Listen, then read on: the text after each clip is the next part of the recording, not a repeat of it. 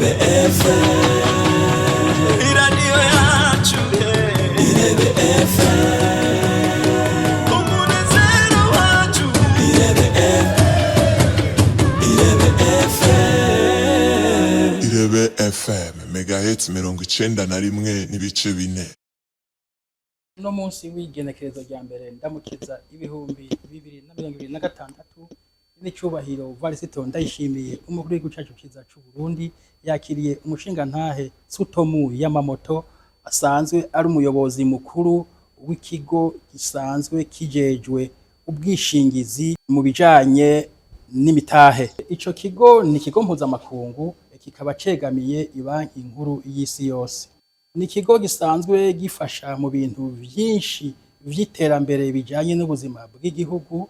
No kuvuga rero yuko uwo muyobozi mukuru hamwe nabo bagendanye bari baje kuraba ivyo bofasha mu bijanye n'iterambere ry'u Burundi. Nyene cyubahiro Varisito Ndayishimiye umukuru w'igihugu cyacu kiza cy'u Burundi ntiyatanzwe guca babwira ivyo abona vyoshigwa imbere gusumva ibindi.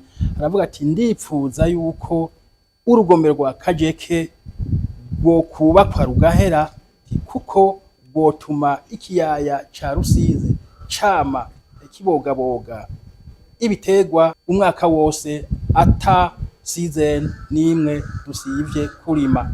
Uretse rero igisata c'uburimyi iryo shira hamwe risanzwe rinafasha mu bijanye n'amasoko ntanga nguvu, ni naho rero nivyo nyene vyaciye biba ngombwa ko nyene icubahiro avuga ko umuyaga nkuba nabo nyene tukeneye.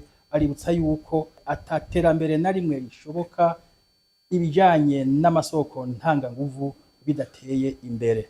Uyo muyobozi w'ico kigo yanakeje kandi nyene icubahiro Varisito Ndayishimiye umukuru w'igihugu cyacu kiza cy'u Burundi ku mabanga mashasha aherutse gushingwa yo kuyobora umuryango w'ubumwe bwa Afrika.